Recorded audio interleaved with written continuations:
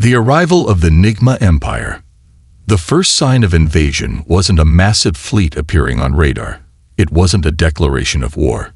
It wasn't even an intercepted transmission. It was silence. The outer listening posts, stationed on the moons of Jupiter and the asteroid belt, went dark in an instant. No alarms, no distress calls, just nothing. Admiral Elias Carter stood at the heart of the Global Defense Command, deep beneath the Atlantic Ocean. The room was a fortress of holographic screens, tactical readouts, and data streams from every corner of the Sol system. When the alert came, a creeping dread settled in his gut. "What do you mean they just stopped transmitting?" Carter demanded. His sharp, battle-worn face was set in a deep frown as he turned to Commander Juliet Haynes, the intelligence officer on duty. "We don't know, sir," she responded. One moment, they were tracking routine asteroid movement. The next, gone. Carter turned to Lieutenant Raj Patel, the young officer managing orbital surveillance. "Show me the last footage from the listening posts." Patel's fingers flew across his console. A second later, the screen lit up with static-filled images, grainy but unmistakable. Something huge had emerged from deep space. At first, it was just a shadow against the stars, moving without reflection, without propulsion, an impossibly large silhouette creeping forward like a silent predator. Then, as it got closer, the lights of the outpost flickered. The footage cut out. Carter exhaled sharply. His gut twisted. This wasn't a natural phenomenon. This was an attack. Then, the transmission came. A mechanical, inhuman voice crackled to life, broadcasting on all known frequencies. "People of Earth, you stand in the presence of the NIGMA Empire, rulers of 1,000 worlds. Your civilization has been deemed inferior. You will surrender and serve, or you will be erased." The words echoed across every radio, every military channel, every civilian network. There was no hiding it. The world had just been given an ultimatum. Carter turned to his officers. "Get me a full planetary alert. Now. We need every available warship mobilized. The enemy reveals itself." Within minutes, Earth's orbital defenses were activated.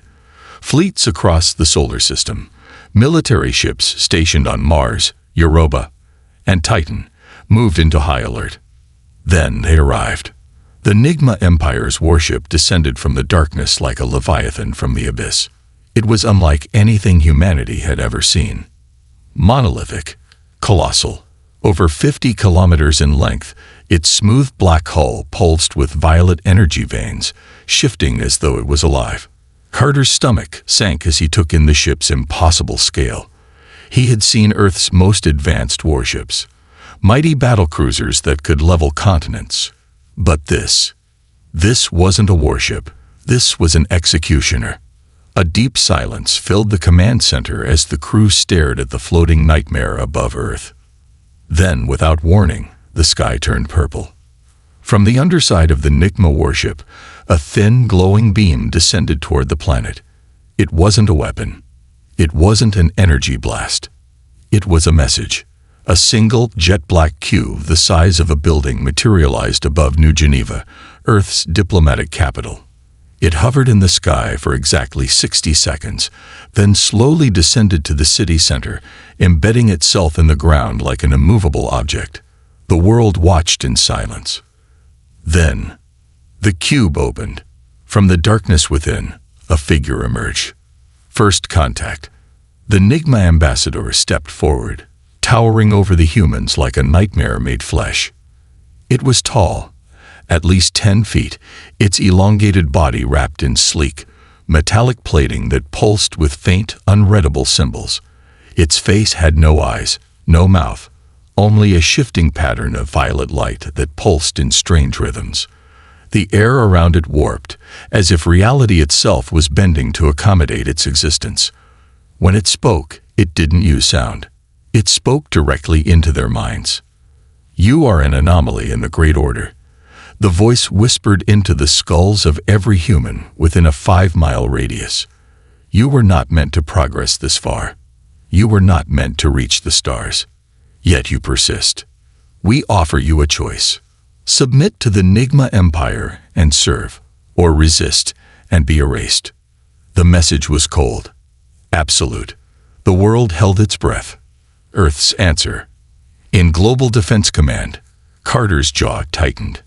He had fought in wars before.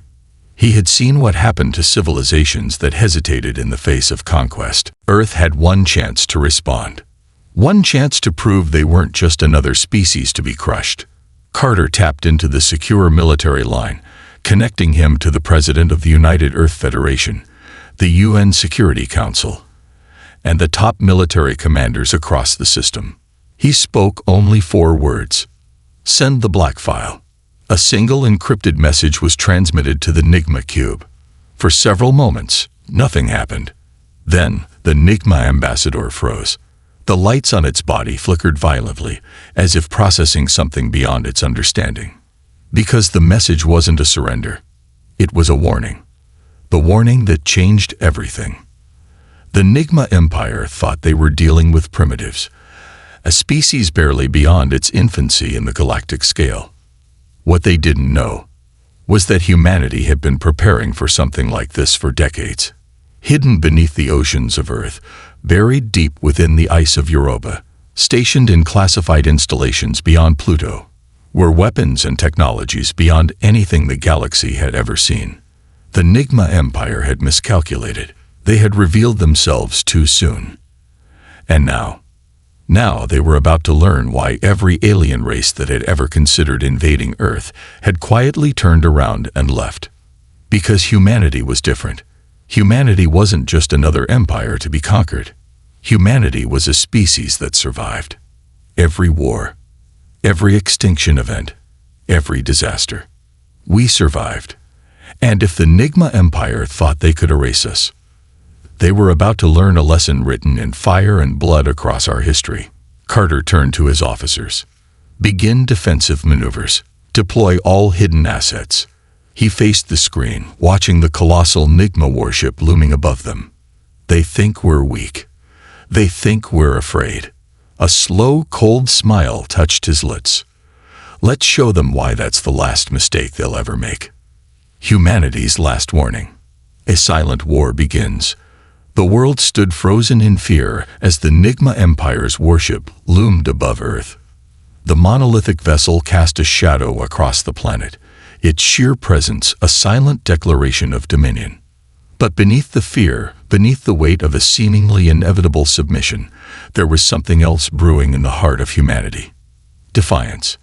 Deep beneath the Atlantic Ocean, in the reinforced corridors of Global Defense Command, Admiral Elias Carter stood tall before his officers, his steel-gray eyes locked on the holographic projection of the enemy fleet. "What's the response?" Carter asked. His voice was cold, measured. Commander Juliet Haynes checked her terminal. "No immediate reaction, sir. The NIGMA ambassador hasn't responded to our transmission." Carter's jaw tightened. They were calculating. They had scanned the black file, a carefully curated deception designed to tell them just enough. It showed them fragments of humanity's darkest wars, its most terrifying weapons, its relentless survival in the face of extinction. But not everything. If the NIGMA thought this was all humanity had, they were in for a brutal awakening. The decision to fight. The United Earth Federation, along with top military leaders and intelligence operatives, had already convened in a classified underground facility known as the Citadel, a place unknown to even the highest-ranking politicians. Carter's holographic projection flickered into the meeting room, where the President of Earth, Alexandra Vasquez, sat at the head of the war table. Her face was hardened, unreadable. "This is it," she said, addressing the room. "This is the moment we decide what kind of species we are." Silence. Then General Marcus Voss, commander of the Orbital Defense Network, leaned forward. "If we submit, we become nothing more than slaves to their empire. If we fight, there's no guarantee we'll win." The holographic display behind them showed the numbers. Earth's secret fleets, the hidden weapons humanity had developed in the shadows, the classified military stations scattered across the solar system. They had a chance, but only if they struck first. Carter took a deep breath. We've survived wars, disasters, extinction-level threats. If the NIGMA think they can wipe us out, they're about to learn what happens when humanity stops running and starts fighting. President Vasquez's eyes narrowed. Then, she gave the order that would change history forever. Prepare Operation Black Horizon. A message to the stars. As the NIGMA Empire analyzed the Black File, they found themselves confronted with a contradiction. Humanity was primitive, yes. Their empire was young. Their technology inferior to that of the galactic civilizations the NIGMA had conquered before. But then, there were records of wars that defied logic. Conflicts where entire planets were bombed into oblivion, only for humans to rebuild them stronger. Weapons capable of rendering entire species extinct. Survivors who had endured nuclear devastation, starvation, and genetic disasters, only to come back stronger. They were supposed to be fragile, but their history told a different story. Then, a second transmission came through. Humanity wasn't done talking. The hologram of Admiral Carter appeared once again in the NIGMA warship's control center, facing the towering NIGMA ambassador. You gave us a choice. Serve or be erased. Carter's voice was calm, steady, unafraid. We're giving you a choice now. Silence. Then Carter continued. We are not primitives. We are not weak. We are survivors, and we do not bow. The ambassador's violet-lit face shifted, unreadable, pulsing with unreadable energy waves. Carter leaned forward. You leave this system now, and we never have to be enemies. But if you try to take this world, if you try to erase us. He paused, letting his words sink in. Then you will learn what true extinction looks like. The NIGMA ambassador did not speak. The transmission ended. The sky burns. They had their answer 1 hour later. Without warning, the sky ignited. A thin, searing beam of purple light descended from the NIGMA warship, cutting through Earth's lower orbit. The International Space Station, orbital satellites, and defense platforms, all were annihilated in an instant. The first strike had been made. This was no longer diplomacy. This was war. The counterattack. Carter stood on the command bridge of the HFY Vengeance, Earth's most powerful classified battleship, stationed in a deep space installation beyond Pluto. This was where humanity's true power had been hidden. A fleet of stealth warships, invisible to conventional scanners, lay in wait. Status of Operation Black Horizon, Carter asked. Haynes responded instantly. All assets are in position. The trap is set. A slow smile crossed Carter's lips. Then let's introduce the NIGMA Empire to the real humanity. Across the solar system, hidden planetary defense arrays powered up. Stealth drones swarmed like invisible locusts. From the dark side of the moon, massive artillery batteries, unknown even to Earth's civilian population, locked onto their targets. The trap was ready. The moment humanity became a nightmare. The NIGMA fleet had made one critical mistake. They believed they were hunting prey. What they didn't realize was that they were the ones being hunted. Carter issued the final command. All units, engage. And with that, humanity's retaliation began. From the depths of Europa's ice, from hidden installations across Mars, from stealth battleships waiting in the void, the first wave of counterattacks erupted. Orbital war begins. The moon's defense systems opened fire, unleashing high-yield plasma beams that tore through NIGMA vessels. Quantum disruptor missiles launched from Earth's surface, detonating mid-air and causing NIGMA energy shields to collapse. The HFY Vengeance fired its experimental rail cannon, launching a slug traveling at 1/5 the speed of light, punching straight through a NIGMA warship, splitting it in half. The NIGMA Empire had expected a species that would crumble. Instead, they had awakened something far worse. The invasion fails. The war that should have lasted hours turned into minutes. The NIGMA, for all their technological superiority, had never encountered a species that fought like humans. For the first time, they hesitated. For the first time, they felt fear. The choice that ended the battle. The NIGMA ambassador watched in shock as their fleet collapsed. Then, another transmission came through.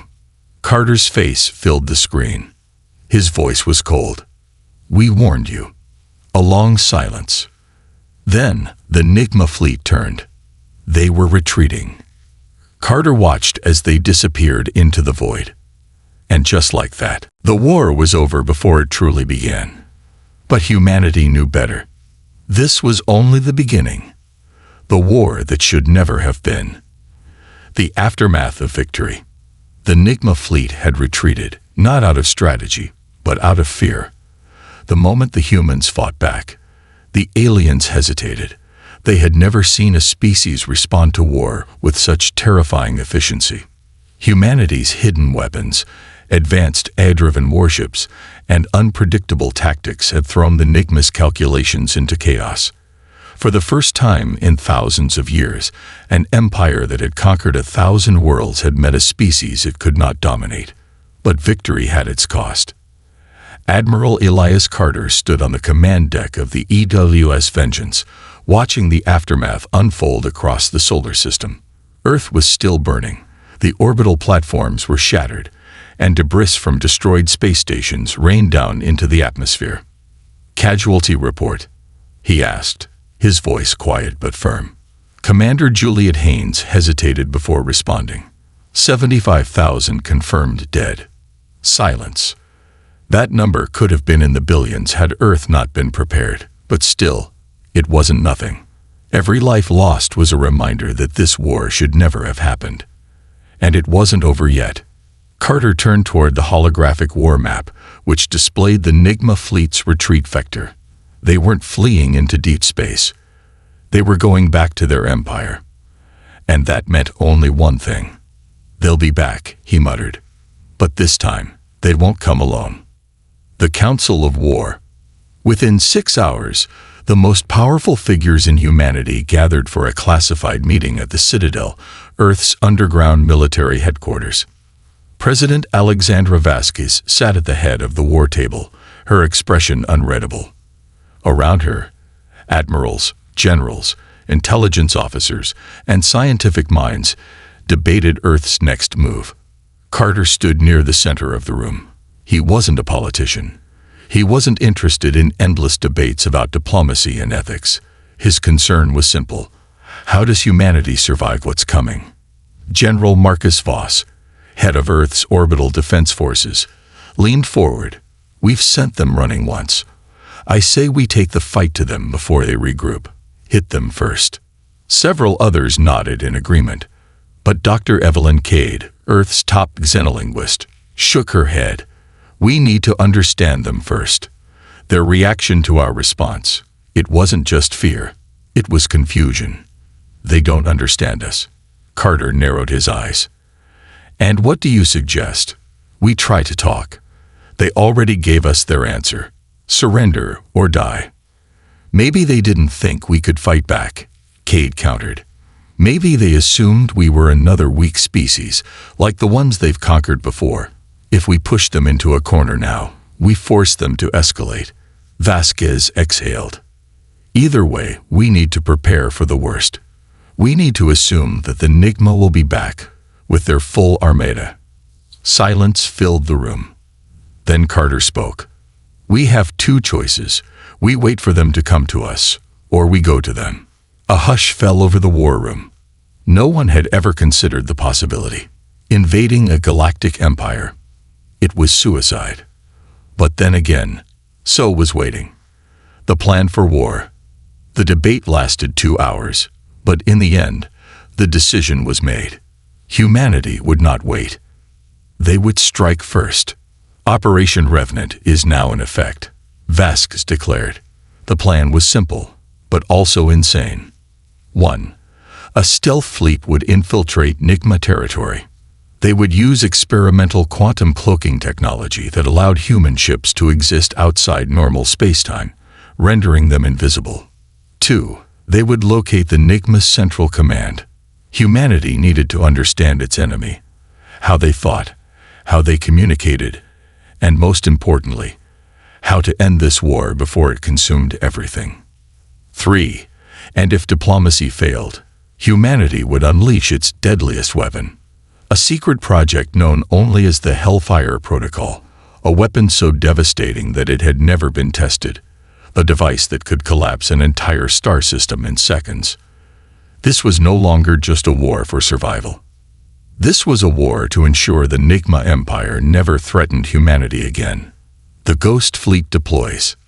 3 days later, the largest stealth fleet in human history gathered near the edge of the solar system. The EWS Revenant, the EWS Phantom, and the EWS Eclipse, along with 24 other stealth battleships, would lead the charge. Their mission: to infiltrate the NIGMA Empire's homeworld and gather intelligence. Carter, now appointed Supreme Commander of the fleet, stood aboard the Revenant as the countdown began. Haynes turned to him. "Last chance to change your mind, sir." Carter shook his head. "We already won the first battle. Now we end the war." The fleet's quantum drives activated, reality itself twisted, and just like that, the Ghost Fleet vanished, behind enemy lines. When the fleet emerged from quantum space, they were deep inside NIGMA territory. And they weren't alone. The stars before them were filled with thousands of NIGMA warships moving in perfect formation. "Jesus," Radcliffe whispered, "that's an entire armada." But something was wrong. They weren't headed toward Earth. They were going somewhere else. Haynes checked the data feed. "Sir, they're mobilizing for war, but not against us." Carter frowned. "Then who the hell are they fighting?" The answer came seconds later, as the Ghost Fleet intercepted a transmission. It wasn't from the NIGMA. It was from another species. "To all forces resisting the NIGMA Empire, this is Commander Vale of the Xarian Coalition. Our fleets are under siege. If anyone can hear this." The message cut off. And suddenly, Carter understood. The NIGMA weren't just fighting humanity. They were fighting a full-scale war against another galactic power. And humanity had just stepped into the middle of a far bigger war than anyone had realized. Carter's lips curled into a slow, dangerous smile. "Well, looks like we're not alone after all." The real war begins. Humanity had been preparing for one war. Now, they were about to fight too. But there was an opportunity here. If they could make contact with this Xarian coalition, if they could turn enemies into allies, then humanity might not just survive. They might just win. Carter turned to his crew. "Find the Xarians. We need to talk." Because if there was one thing humanity was good at, it wasn't just fighting wars. It was winning them.